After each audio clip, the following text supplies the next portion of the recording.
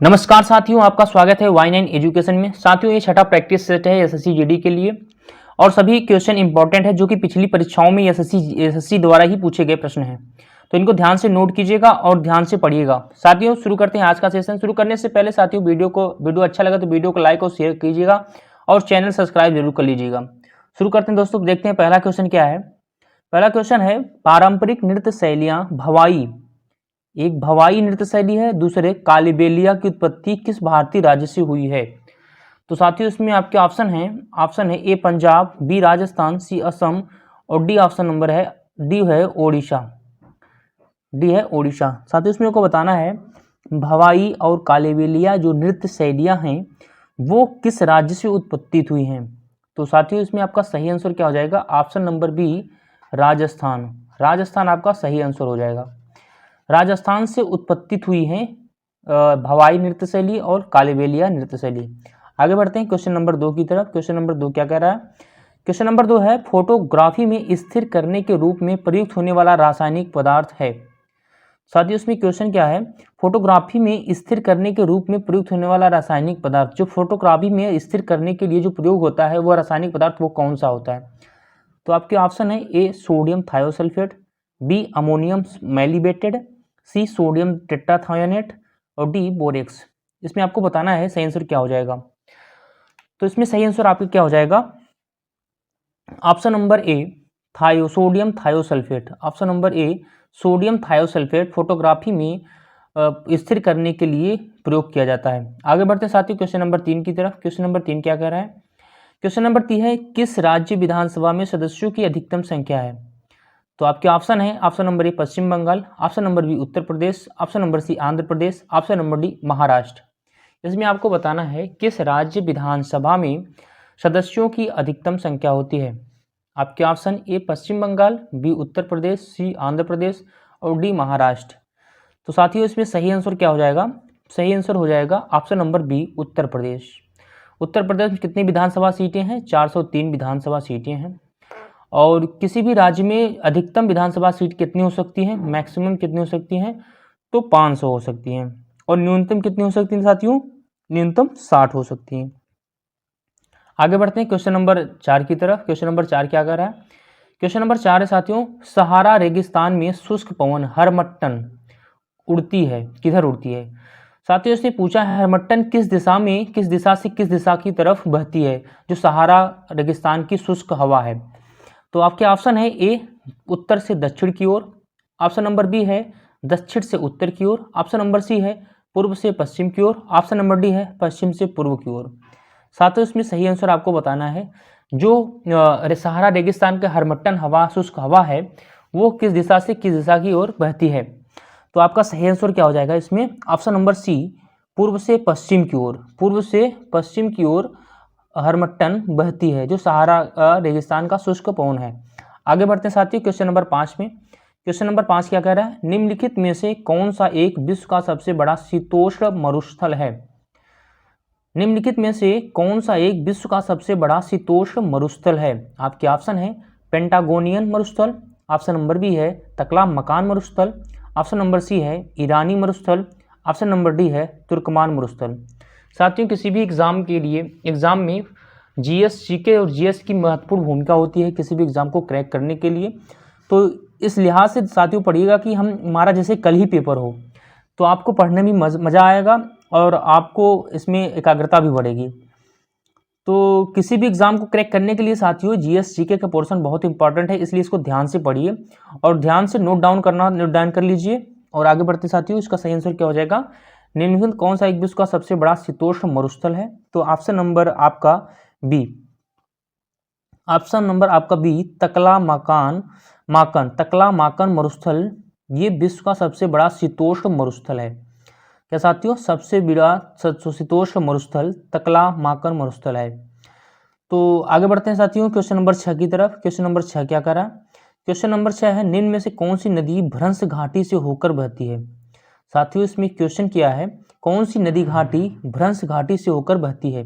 आपके ऑप्शन है ए Amazon, B Sindhu, सी Volga, D राइन। साथियों, इसमें आपको सही आंसर करना है निम्नलिखित कौन सी नदी भ्रंश घाटी से होकर बहती है।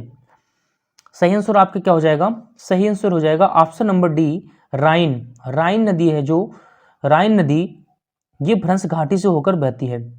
आगे बढ़ते हैं साथियों क्वेश्चन नंबर 7 की तरफ। क्वेश्चन नंबर 7 क्या कह रहा है? सुल्तानपुर पक्षी अभयारण्य कहाँ स्थित है? साथियों सुल्तानपुर पक्षी अभयारण्य कहाँ स्थित है? आपके ऑप्शन है ए चंडीगढ़, बी भरतपुर में, सी गुड़गांव में, डी गांधीनगर में।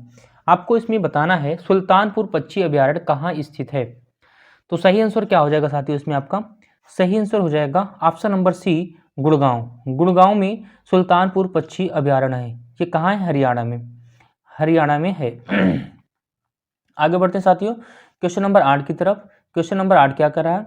क्वेश्चन नंबर 8 है पदार्थ के संवेग और वेग के अनुपात में कौन सी भौतिक राशि प्राप्त की जाती है? क्वेश्चन क्या है साथियों? एक बार और पढ़ते हैं। पदार्थ के संवेग और वेग के अनुपात में कौन सी भौतिक राशि प्राप्त की जाती है? आपके ऑप्शन है ए वेग, बी त्वरण, सी द्रव्यमान और डी बल। इसमें आपको बताना है सही आंसर क्या हो जाएगा आपका। तो सही आंसर इसमें क्या हो जाएगा साथियों? पदार्थ के संवेग और वेग के अनुपात में कौन सी भौतिक राशि प्राप्त की जाती है? तो आपका सही आंसर क्या हो जाएगा इसमें से? ऑप्शन नंबर सी, द्रव्यमान। द्रव्यमान, ऑप्शन नंबर सी, द्रव्यमान संवेग और वेग के अनुपात से प्राप्त इसकी भौतिक राशि होती है। आगे बढ़ते हैं साथियों क्वेश्चन नंबर 9 की तरफ। क्वेश्चन नंबर 9 क्या कह रहा? क्वेश्चन नंबर 9 है निम्नलिखित में से किस वित्तीय वर्ष में भारतीय रुपए का 2 बार अवमूल्यन किया गया था? हाँ साथियों इसमें आपको बताना है निम्नलिखित में से किस वित्तीय वर्ष में भारतीय रुपए का 2 बार अवमूल्यन हुआ था।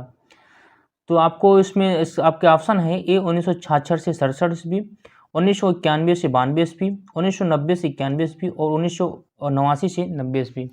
इसमें आपको बताना साथियों भारतीय रुपये का 2 बार अवमूल्यन कब किया गया, किस पंचवर्षीय वित्तीय वर्ष में किया गया। तो आपका सही आंसर इसमें से क्या हो जाएगा साथियों? Option number B 1991।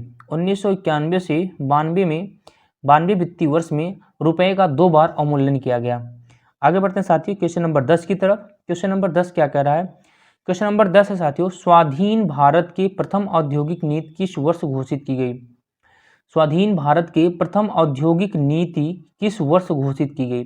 आपके ऑप्शन है, ऑप्शन नंबर ए है 1947, ऑप्शन नंबर बी है 1948, option number C 1951, option number D है 1956। इसमें से आपको बताना है भारत की प्रथम औद्योगिक नीति किस वर्ष घोषित की गई। इसका सही आंसर क्या हो जाएगा?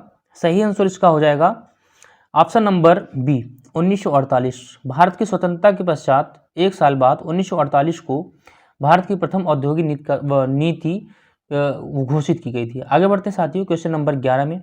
क्वेश्चन नंबर 11 है निम्नलिखित में से किसकी नियुक्ति भारत के राष्ट्रपति द्वारा नहीं की जाती है या नहीं होती है? तो आपको बहुत प्यारा क्वेश्चन है साथियों, इसको देखिएगा।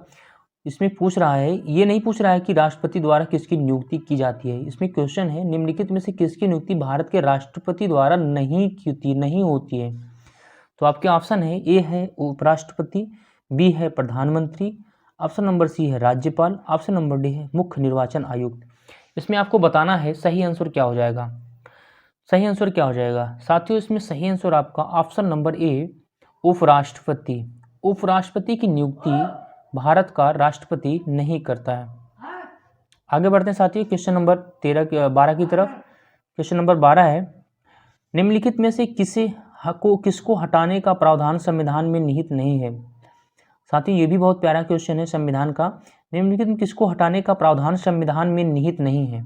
आपके ऑप्शन है ए उपराष्ट्रपति, बी राष्ट्रपति, C governor, D attorney general. साथियों इसमें आपको बताना है किसको हटाने का प्रावधान भारतीय संविधान में उल्लिखित नहीं है। तो आपके ऑप्शन है राष्ट्रपति, बी ए उपराष्ट्रपति, बी राष्ट्रपति, C governor, C attorney general. तो साथियों इसमें आपका सही आंसर हो जाएगा option number C governor. Governor को हटाने का प्रावधान संविधान में उल्लिखित नहीं है। आगे बढ़ते साथियों क्वेश्चन नंबर 13 में। क्वेश्चन नंबर 13 क्या कह रहा है?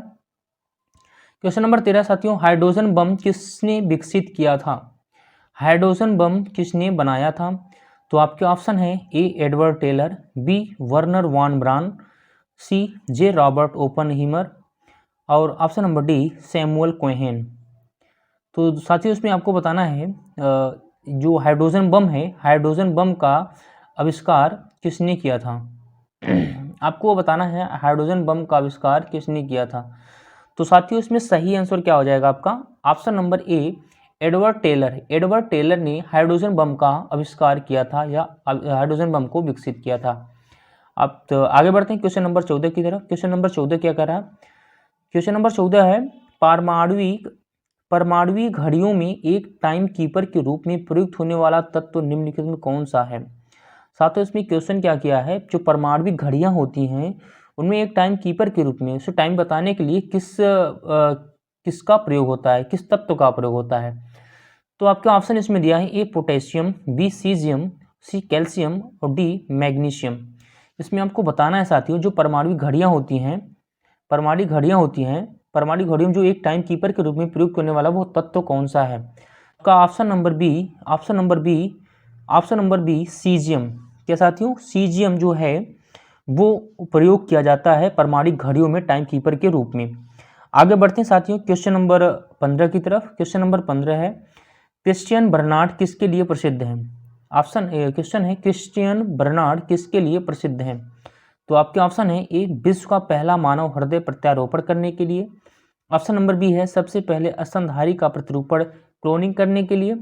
ऑप्शन नंबर सी है लघु गणक की तालिकाओं को पहला प्रकाशन करने के लिए। ऑप्शन नंबर सी है विश्व की प्रथम परख नली शिशु को जन्म देने के लिए। साथ ही इसमें आपको बताना है क्रिस्टियन बर्नार्ड एक साइंटिस्ट हैं, वो किस लिए प्रसिद्ध हैं? तो इसमें आपका सही आंसर क्या हो जाएगा? सही आंसर इसमें आपका 15 का हो जाएगा। 15 का ए, विश्व का पहला मानव हृदय प्रत्यारोपण क्रिस्टियन बर्नार्ड ने किया था, इसलिए ये प्रसिद्ध है विश्व का पहला मानव हृदय प्रत्यारोपण के लिए। आगे बढ़ते साथ ही क्वेश्चन नंबर 16 की तरफ। क्वेश्चन नंबर 16 क्या कह रहा है? क्वेश्चन नंबर 16 है स्वतंत्र भारत ने हॉकी के खेल में पहला ओलंपिक स्वर्ण किस वर्ष जीता था? क्या साथियों? स्वतंत्र भारत ने हॉकी के खेल में अपना पहला ओलंपिक स्वर्ण किसने जीता? इसने साथियों एसएससी ने पूछा था 2019 में इसे। एसएससी ने 2019 में पूछा था इसे। तो आपका सही आंसर क्या हो जाएगा इसमें? ऑप्शन है इसमें 1960, option number B 1952, option number C 1948 और ऑप्शन नंबर सी है 1956। इसमें से आपको बताना है साथियों कौन सा आंसर सही हो जाएगा इसमें। तो 16 का सही आंसर हो जाएगा 1948, ऑप्शन नंबर सी। स्वतंत्र भारत ने हॉकी के खेल में पहला ओलंपिक स्वर्ण 1948 में जीता था। आगे बढ़ते हैं साथी क्वेश्चन नंबर 17 की तरफ। क्वेश्चन नंबर 17 में है एटीएम में टी का तात्पर्य क्या है? एटीएम में टी का तात्पर्य है, इसमें साथियों एसएससी ने भी इसको पूछा था 2020 में। और एटीएम में टी का तात्पर्य क्या होता है, मतलब टी का मतलब क्या होता है एटीएम में? तो आपका ऑप्शन है ए ट्रांसफर, बी ट्रंक, सी टेलर, डी ट्रांजैक्शन। इसमें आपको बताना साथियों एटीएम में टी का तात्पर्य क्या होता है। तो साथियों इसमें सही आंसर क्या हो जाएगा? ऑप्शन नंबर सी टेलर, क्योंकि एटीएम का फुल फॉर्म जो होता है वो ऑटोमेटिक टेलर मशीन होता है। तो इसका सही आंसर हो जाएगा ऑप्शन नंबर सी। आगे बढ़ते हैं साथी क्वेश्चन नंबर 18 की तरफ। क्वेश्चन नंबर 18 है कपिल मुनि द्वारा प्रतिपादित दार्शनिक प्रणाली कौन सी थी? क्या साथियों? कपिल मुनि द्वारा प्रतिपादित दार्शनिक प्रणाली कौन सी थी? आपके ऑप्शन है पूर्व मीमांसा, ऑप्शन नंबर बी है सांख्य दर्शन, ऑप्शन नंबर सी है न्याय दर्शन, ऑप्शन नंबर डी है उत्तर मीमांसा। इसमें आपको बताना साथियों कपिल मुनि द्वारा प्रतिपादित दार्शनिक प्रणाली कौन सी थी। तो इसमें सही आंसर आपके क्या हो जाएगा? ऑप्शन नंबर बी सांख्य दर्शन का प्रतिपादन कपिल मुनि द्वारा किया गया था। आगे बढ़ते हैं साथियों क्वेश्चन नंबर 19 की तरफ। क्वेश्चन नंबर 19 क्या है? क्वेश्चन नंबर 19 है धार्मिक कविताओं का संकलन कूरल किस भाषा में है? क्या साथियों? धार्मिक कविताओं का संकलन कूरल किस भाषा में है? तो आपके ऑप्शन है ए ग्रीक, बी तमिल, सी तेलुगु, डी पाली। जो कूरल है ये धार्मिक कविताओं का एक संकलन है, ये किस भाषा में लिखित है? तो इसमें बताना साथियों आपको सही आंसर इसमें से क्या हो जाएगा। तो सही answer option number B Tamil, धार्मिक कविताओं का संकलन कूरल जो है वो तमिल भाषाओं में उल्लिखित है। आगे बढ़ते साथियों क्वेश्चन नंबर 20 की तरफ। क्वेश्चन नंबर 20 क्या कह रहा? क्वेश्चन नंबर 20 है राजा राम मोहन राय के इंग्लैंड जाने के पश्चात किसने ब्रह्म समाज की बागडोर संभाली थी? तो साथियों इसमें क्वेश्चन है, बहुत प्यारा क्वेश्चन है।